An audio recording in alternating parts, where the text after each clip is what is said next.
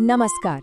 आज हम सफर करेंगे नेल्सन मंडेला के साथ, उन्हीं के शब्दों में, और जानेंगे उस ऐतिहासिक दिन के बारे में जब दक्षिण अफ्रीका ने एक नई सुबह देखी। ये कहानी है दशकों के संघर्ष के बाद मिली एक ऐसी जीत की जो सिर्फ एक देश की नहीं बल्कि पूरी इंसानियत की थी। तो चलिए शुरू करते हैं। ये शब्द नेल्सन मंडेला के उद्घाटन भाषण से हैं, और ये सिर्फ शब्द नहीं है, ये एक वादा है, एक ऐसी नींव जिस पर एक पूरे देश का भविष्य टिका था। आप सोचिए, ये कोई मामूली पॉलिटिकल स्टेटमेंट नहीं था, ये तो उस सपने का ऐलान था जिसे दक्षिण अफ्रीका के लोगों ने न जाने कितनी पीढ़ियों से अपनी आंखों में संजोया था।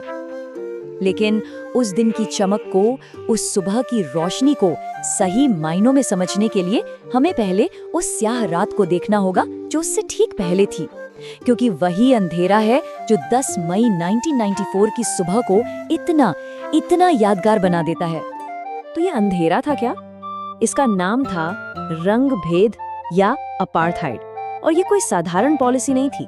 नहीं, ये एक पूरा का पूरा सिस्टम था, एक ढांचा था जिसे सिर्फ एक ही मकसद से बनाया गया था, लोगों को उनकी चमड़ी के रंग के आधार पर बांटना और उन पर जुल्म करना। जरा सोचकर देखिए कि किसी की जिंदगी का हर फैसला, हर पहलू सिर्फ उसकी स्किन के कलर से तय हो। यही थी रंगभेद की वो भयानक सच्चाई। खुद मंडेला ने इसे दुनिया के सबसे कठोर, सबसे अमानवीय समाजों में से एक बताया था। और ये कोई बढ़ा चढ़ाकर कही गई बात नहीं थी, ये लाखों लोगों की जीती जागती हकीकत थी। एक ऐसा सच जिसने न जाने कितनी जिंदगियों पर कभी न भरने वाले जख्म दिए। और इस आजादी की कीमत बहुत बड़ी थी। 30 साल, सोचिए, पूरे 30 साल। एक इंसान की जिंदगी का कितना बड़ा हिस्सा होता है ये सिर्फ एक नंबर नहीं है। ये उस बेहिसाब कुर्बानी की याद दिलाता है जो सिर्फ मंडेला ने नहीं बल्कि उनके जैसे अनगिनत लोगों ने इस लंबे संघर्ष में दी थी। तो उस अंधेरे के बाद अब चलते हैं उस सुबह की ओर, वो ऐतिहासिक दिन जब पूरी दुनिया की नजरें एक नए देश के जन्म पर टिकी थीं। ये सिर्फ सरकार का बदलना नहीं था दोस्तों, ये एक पूरे युग का बदलना था। और इसका सबसे बड़ा सबूत ये यूनियन बिल्डिंग्स। सोचिए, जो जगह दशकों तक गोरे लोगों के दबदबे का, उनकी हुकूमत का सेंटर थी, आज उसी जगह पर अलग अलग रंगों और देशों के लोगों का एक इंद्रधनुष सज गया था। जगह वही, पर मतलब पूरी तरह से बदल चुका था। और ये जीत सिर्फ दक्षिण अफ्रीका की नहीं थी, ये पूरी दुनिया के लिए एक बहुत बड़ा लम्हा था। पता है क्यों? क्योंकि जिन देशों ने कभी अपार्थाइड की वजह से साउथ अफ्रीका पर बैन लगाया था, आज वो सब उसकी नई आज़ादी का जश्न मनाने के लिए वहाँ मौजूद थे। ये इस बात का सबूत था कि जब इंसाफ और इंसानियत की जीत होती है तो वो जीत सबकी होती है। और फिर वो पल आया जब 2 राष्ट्रगान गाए गए। एक तरफ नकूसी सिकेलेल ई अफ्रीका, जो उन लोगों का गीत था जिन पर जुल्म हुआ था, और दूसरी तरफ डाइस्टेम, पुराना राष्ट्रगान जो जुल्म करने वालों का प्रतीक था। दोनों का एक साथ गाया जाना क्या कमाल का सिंबॉलिक मोमेंट था। ये इस बात का ऐलान था कि हम अतीत को भूलेंगे नहीं, लेकिन उससे सीखकर एक साथ आगे बढ़ेंगे। चलिए अब जरा उस समारोह के दिल पर आते हैं, यानी नए राष्ट्रपति नेल्सन मंडेला के कहे हुए शब्दों पर, क्योंकि ये सिर्फ एक स्पीच नहीं थी, ये एक नए देश का मैनिफेस्टो था। इस एक लाइन में मंडेला ने अतीत के सारे दर्द को भविष्य की उम्मीद से जोड़ दिया। वो मानो कह रहे थे कि हमने जो कुछ भी सहा वो बेकार नहीं जाएगा, बल्कि उसी दर्द की नींव पर एक ऐसा समाज बनेगा जिस पर पूरी इंसानियत को गर्व होगा। एक ऐसा समाज जो दुनिया के लिए एक मिसाल बनेगा। क्योंकि मंडेला के लिए आजादी का मतलब सिर्फ पॉलिटिकल फ्रीडम नहीं था, नहीं, इसका मतलब था हर इंसान की गरिमा, उसकी डिग्निटी। इसीलिए उन्होंने कसम खाई कि वो गरीबी, दुख तकलीफ और हर तरह के भेदभाव को जड़ से मिटा देंगे। उनका संदेश साफ था, सच्ची आजादी तभी है जब हर इंसान इज्जत की जिंदगी जी सके। तो ये तो थी उस दिन की कहानी जो दुनिया ने देखी।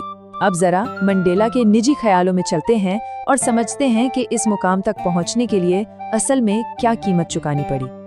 सबसे पहले मंडेला इस बात को पूरी ईमानदारी से मानते हैं कि अपार्थाइड ने उनके देश और लोगों को एक बहुत गहरा, कभी न भरने वाला जख्म दिया है।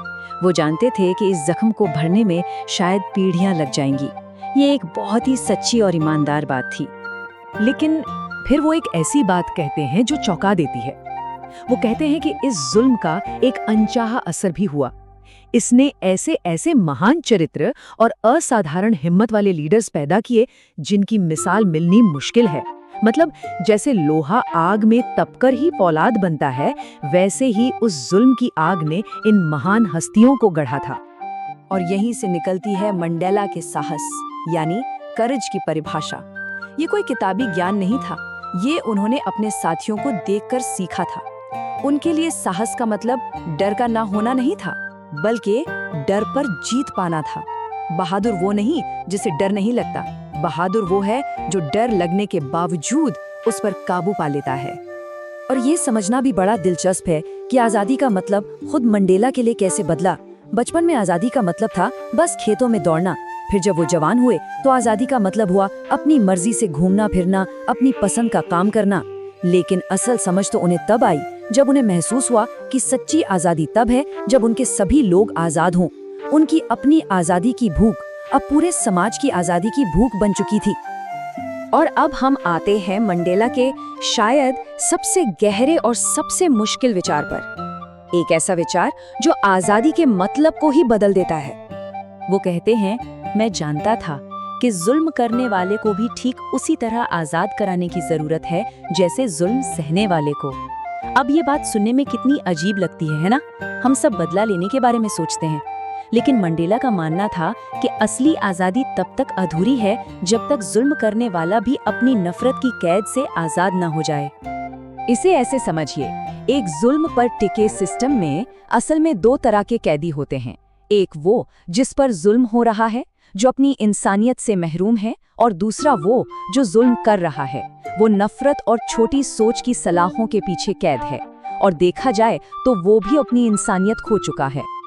मतलब जुल्म सहने वाला और जुल्म करने वाला दोनों ही अपनी इंसानियत खो देते हैं। मंडेला के लिए ह्यूमैनिटी एक ऐसी चीज है जो हम सब में कॉमन है, और जब कोई किसी को दबाता है तो वो दोनों ही उसे खो बैठते हैं। और यही वो सोच है जो माफी और एक दूसरे को समझने का रास्ता खोलती है। तो सवाल ये उठता है कि अगर दोनों ही कैद हैं तो फिर चाबी किसके पास है? ये एक ऐसा सवाल है जो हमें सोचने पर मजबूर करता है कि एक आज़ाद और इंसानी दुनिया बनाने की जिम्मेदारी असल में किसकी है। शायद ये चाबी हम सबके पास है। इस सफर में हमारे साथ जुड़ने के लिए शुक्रिया।